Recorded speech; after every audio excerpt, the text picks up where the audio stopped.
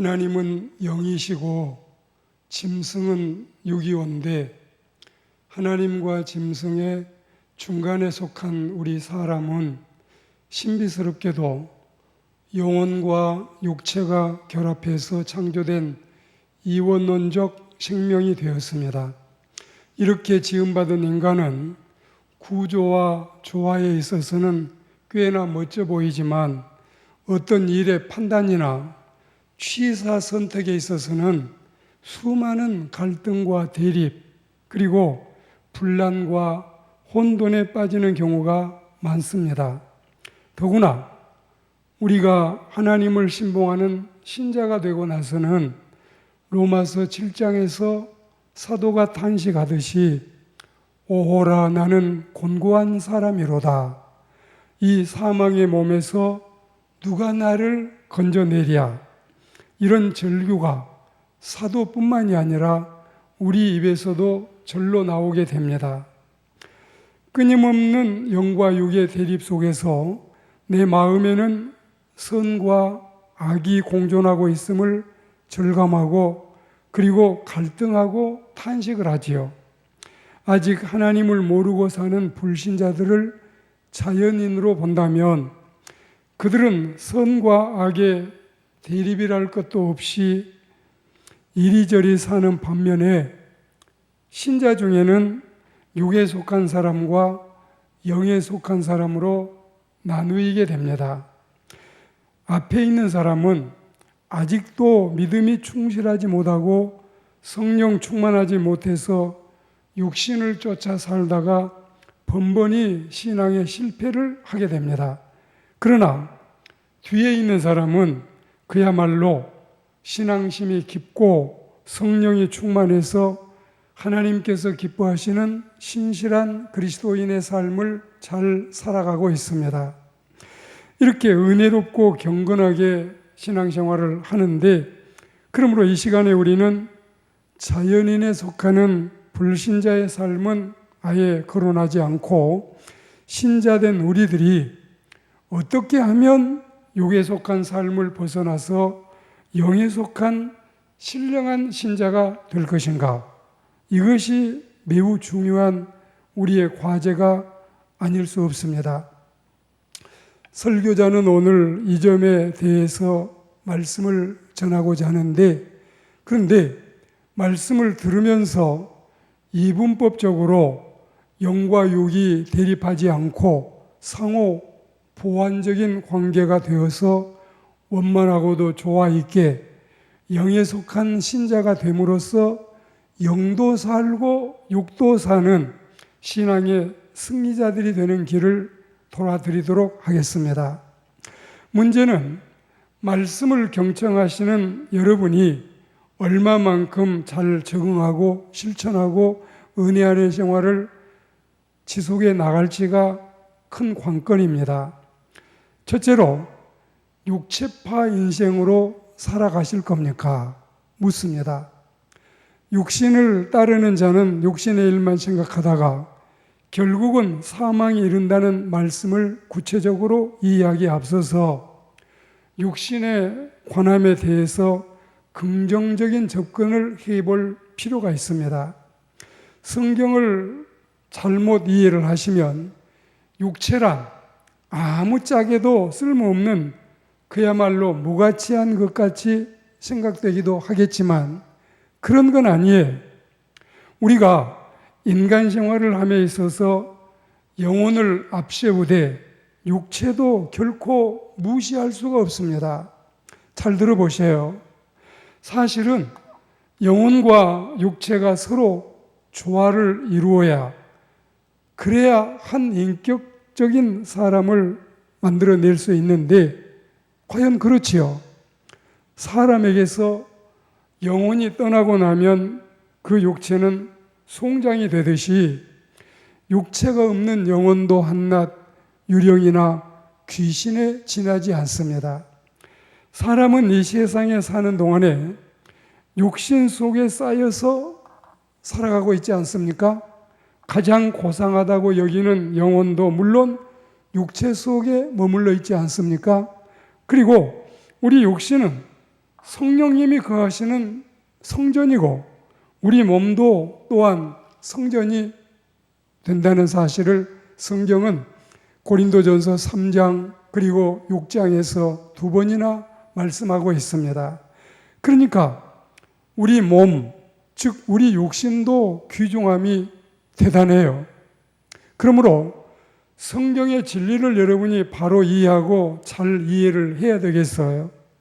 육신이 영혼을 지배하거나 결코 앞지르지 못하게 해라. 그리고 영혼의 귀중한 생각을 육체는 도와야지 방해해서는 안 된다.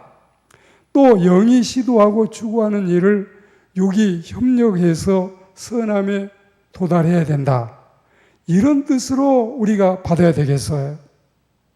그래야 영도 살고 육도 살지 육과 영이 부딪히거나 부조화를 이루지 않습니다. 하나님과 원수된 관계가 안 되고 하나님을 기쁘시게 드리지 못한 상태에서 벗어날 수가 있습니다. 그리고 사망에 이르지 않고 생명과 평안에 도달하게 됩니다. 우리는 이 진리를 오늘 하나님의 말씀 가운데서 발견하게 됩니다. 9절 말씀 보세요. 만일 너희 속에 하나님의 영이 거하시면 너희가 육신에 있지 아니하고 영에 있나니 누구든지 그리스도의 영이 없으면 그리스도의 사람이 아니다. 이렇게 말씀했지요. 그리고 10절 보실까요? 거기에는 뭐라고 말씀했나요? 또 그리스도께서 너희 안에 계시면 몸은 죄로 말미암아 죽은 것이나 영은 의로 말미암아 살아있는 것이니라. 이렇게 말씀했지요. 그리고 다시 11절 보세요. 예수를 죽은 자 가운데서 살리신 이의 영이 너희 안에 거하시면 예수 그리스도를 죽은 자 가운데서 살리시니가 너희 안에 거하시는 그의 영으로 말미암아 너희 죽을 몸도 살리시리라. 이렇게 말씀했지요. 지금까지 육신을 쫓아 살던 자들이요, 그렇게 살면 망합니다. 이제는 그렇게 살지 마세요. 이제까지의 죄된 생활을 청산하고 영을 따라 살아서 영과 함께 죽을 몸도 살려내야 되겠습니다. 그리고 두 번째로 신령한 신앙으로 살아가기를 여러분에게 권면합니다. 육체가 영을 따라 사는 신령한 신앙의 삶, 이걸 권면합니다. 이렇게 되면 영도 무조건 육을 때려잡지만은 않습니다. 순종적이고 협조적인 육신의 도움을 받아 더욱 영적인 생활에 주력하고 진정코 협력해서 하나님께 영광을 돌리게 되는 것입니다.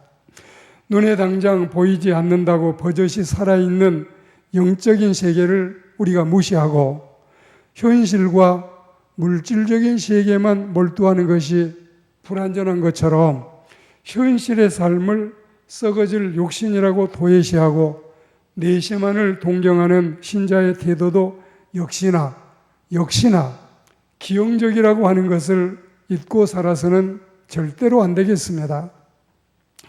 영은 육을 주도적으로 끌어나가면서 육의 공존도 인정합니다. 이것이 균형 잡히고 조화 있는 영과 육의 삶이 되는 겁니다. 그래서 영과 육은 상호 보완적인 관계를 유지해야 되고 대립과 갈등을 벗어나고 반목과 혼돈의 관계를 넘어서야 됩니다. 영과 육이 협력자가 되되 육은 영의 지시를 따라야 됩니다. 그리고 육이 영을 따르지 아니할 때 육과 영은 원수 사이가 되는 것입니다.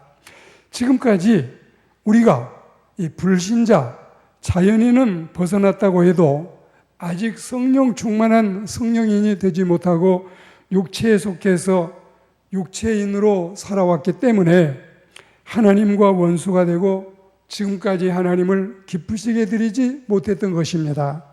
그러나 이제는 영이 육을 주도하기 때문에 더 이상 육신에 있지 않고 영에 속해 있나니 진정한 신앙의 삶을 경험할 수 있는 신비스러운 우리의 삶이 시작이 되는 것입니다. 이 모습이 바로 성령님을 탄식케 하거나 성령님을 근심시키지 않는 정말 신령한 삶이 되는 것입니다. 다시 여러분 성경을 보십시오. 12절 말씀 이하에 보시면 그러므로 형제들아 우리가 빚진 자로 돼 욕심에게 져서 욕심대로 살 것이 아니다. 13절에 너희가 욕심대로 살면 반드시 죽을 것이로되 영으로서 몸의 형실을 죽이면 살리니. 14절 무릇 하나님의 영으로 인도함을 받는 사람은 곧 하나님의 아들이라고 당당히 선포하기에 이르렀습니다. 장차 우리가 주님의 영원한 생명나라에서 부활해서 영생복락을 세세무궁토록 누리게 될 때에 말입니다. 그때 우리가 영혼만 부활하지 않고 육체도 부활해서 둘이 하나가 돼서 이제는 영혼과 육체가 결합된 것을 영체라고 하는데, 이 영체가 함께 공존하듯이 영이 살면 결국 육도 살려내지요. 그런데 영이 죽으면 육은 영을 책임질 수도 없고 영을 살려낼 수도 없습니다.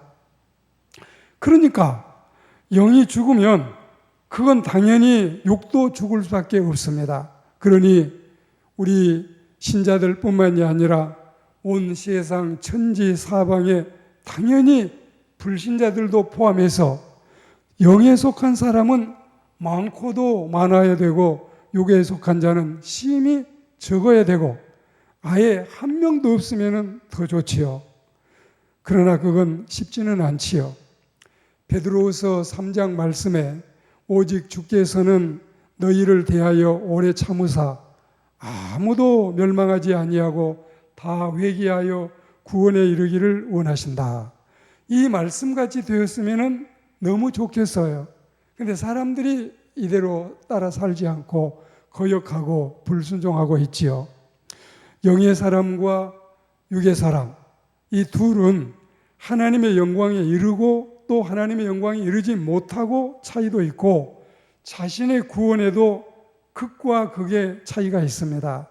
타인들에게도 이로운 자로 해로운 자로 드러나고 섬기는 자와 섬김을 받는 자, 유익한 자와 무익한 자로 사람들 앞에 드러나게 되는 것입니다. 자, 이제 오늘 말씀을 정리해 보겠습니다. 그러니까 인간은 자연인 그리고 육체인 성령인 이렇게 세 가지 구분을 할 수가 있는데, 자연인은 불신자고 또 그건 그냥 두지요. 그리고 신자들은 육체인이냐 성령인이냐로 구분할 수 있는데, 이를 두고서 오늘 말씀을 듣기로는 영의 사람이냐 육의 사람이냐 이렇게 말씀을 들은 것입니다. 육에 속한 사람은 하나님께 영광이 되지 못하고 자신도 복을 누리지 못하고 구원을 누리지도 못하고 남에게 유익하지도 못합니다. 그들에게는 속성상 섬김도 없고 희생도 없고 헌신의 개념도 없이 살고 있습니다. 그러나 반대로 영에 속한 사람을 보십시오. 자신도 구원에 이르고 자신도 행복을 누리지만 주변에 있는 이웃들에게도 당연히 육에 속한 사람들과는 다르게 사는 것입니다. 죽어가는 사람을 살려내지요. 절망 중에 있는 사람에게 희망을 갖게도 하지요. 그리고 세상에서 방황하는 자들에게 삶의 바른 목표도 알려주지요. 그리고 그들이 기쁘고 즐겁게 살아가도록 복음을 제시해주고 믿음을 심어주고 예수 그리스도의 생명을 그들에게 소개하는 것입니다. 그는 자신이 살기 위해서 남을 죽이는 것이 아니라 남을 살리기 위해서 자신을 희생시키는 사람이 되는 것입니다. 사람을 지배하는 것이 아니라 선한 영향력을 끼치고 살아갑니다. 사람에게 상처를 주는 자가 아니라 격려해주고 모든 사람을 살리고 모든 사람을 사랑할 것을 꿈꾸는 자가 바로 영의 사람이고 영에 속한 사람이고 성령인입니다. 그는 하나님께 전적으로 순복하고 모든 영광을 하나님께 돌려드리는 신령한 사람으로서 영의 일만 생각하다가 생명과 평안에 이르기에 모든 사람에게 필요한 사람입니다.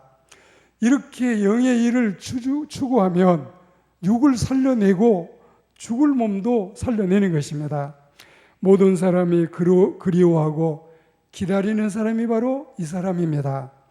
그는 결국 하나님 마음에 합한 자요, 자신이 구원받기에 합당한 자요, 천국 시민이 되기에 마땅한 자입니다. 우리 모두 하나님 앞에 이런 복인들이 다 되시기를 주의 이름으로 축복합니다. 아멘.